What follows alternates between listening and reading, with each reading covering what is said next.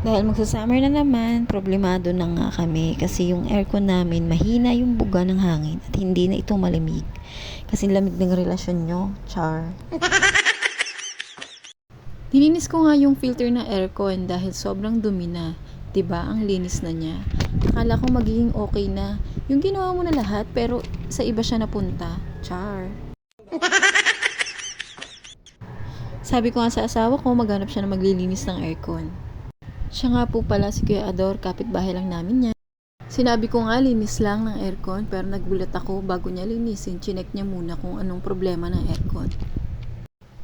At ito na nga ang chika. Sinabi niya kaya hindi lumalamig ito dahil baka merong leak or nauubos na ang freon.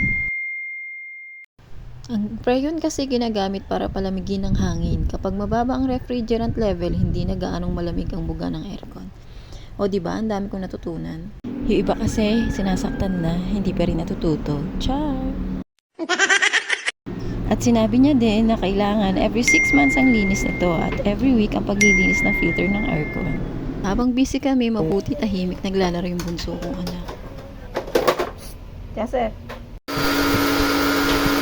Sinabi niya din na dahil inverter ito, mahina daw ito sa kuryente. Alagaan daw namin ang yung aircon para tumagal ito.